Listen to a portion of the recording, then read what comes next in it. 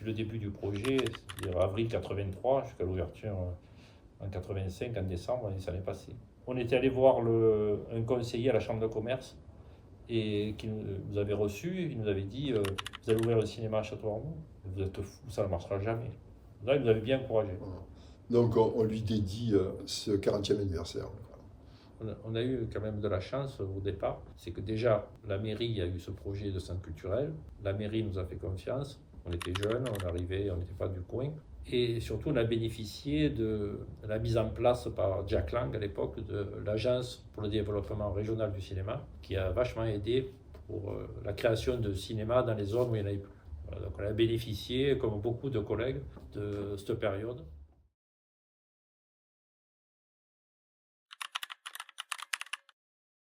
Il y en a une quand même qui était pas mal, c'est-à-dire on a projeté Manon des Sources et pendant la projection, une femme est sortie, elle a dit fais-moi, je connais un peu l'histoire, j'ai lu le livre et tout, mais Hugolin, il ne se suicide pas au début du film, il se suicide à la fin.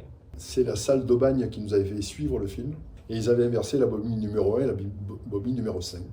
Donc, deuxième bobine, il était mort déjà. Voilà. Une anecdote tout à fait différente, mais sur les appareils de projection, on avait une sécurité. Quand le film se coupait en deux, l'appareil s'arrêtait. Et là, ce jour-là, la sécurité n'a pas marché et le film a continué à être projeté, mais s'est déroulé en cabine. Et quand on est rentré en cabine, il y avait environ 3 km de pellicule. Ça montait jusqu'à ça touchait presque à la hauteur du plafond. On a passé des heures à démêler les 3 km de bobines qui étaient amoncelées comme ça dans la cabine.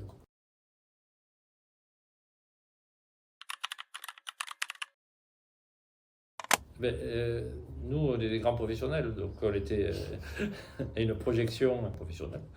Le distributeur nous a présenté plusieurs films, puis en fin d'après-midi, il y avait Titanic. Et nous, on a dit, le film, il fait 4 heures, on connaît la fin, ça ne marchera jamais, tout ça. On ne reste pas au film, on rentre, on est parti. Voilà, puis après, Titanic, il a eu le succès qu'il a eu. Donc là, c'est ce qu'on appelle un raté. Ouais, mais on a sorti le film. Oui, on a sorti le film, mais voilà. Il y a des films qu'on n'a pas sortis, qu'on a ratés, mais on avait sorti quand même. Ouais.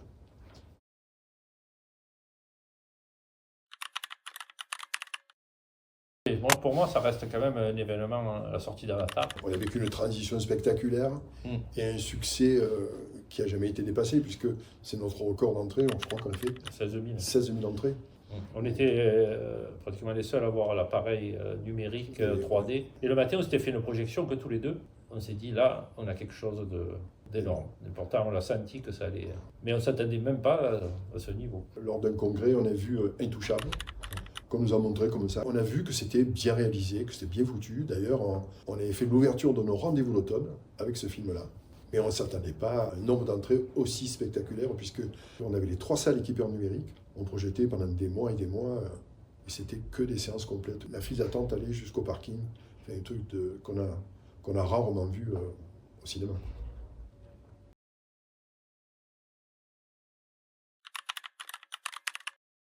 Ça a été un bouleversement dans la profession entière.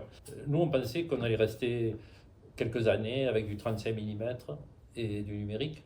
Le temps que tout le monde ait des appareils, à 1 an, c'était fait. Tout le monde est passé au numérique.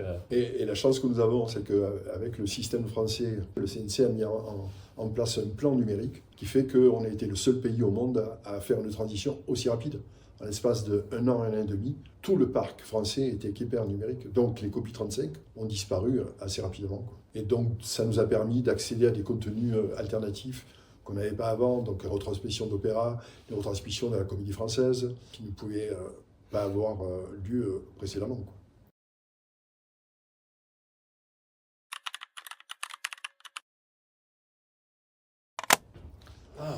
C'est discret. Ça, c'est la question piège. C'est-à-dire qu'on a reçu des gens prestigieux. La relation qu'on avait tissée avec Varda, c'est quelque chose d'inoubliable, puisque c'est la marraine. C'est la marraine du cinéma. Elle est venue présenter après Les Glaneurs et La Glaneuse.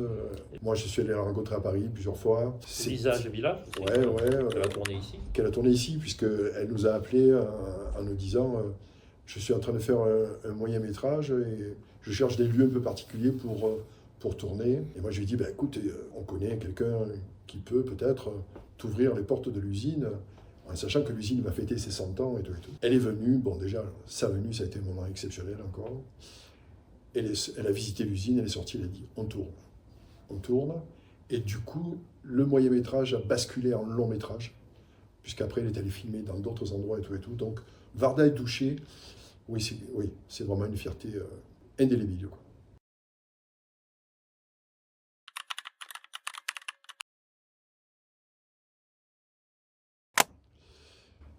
Bon, ben, la principale, c'est Jean Doucher, qu'on a connu avant d'arriver ici. On l'avait connu quand on était à Marseille, on avait organisé déjà des stages avec lui à Marseille. Être fidèle en amitié, c'était sa marque de fabrique. Et c'est grâce à lui qu'on a eu tous ces gens dont on t'a parlé, quoi. C'est pas quelqu'un qui cloisonnait. À partir du moment où il avait confiance, il savait que les gens allaient être bien reçus, il faisait venir les gens, il nous a fait faire des rencontres extraordinaires. Ça, c'est la principale.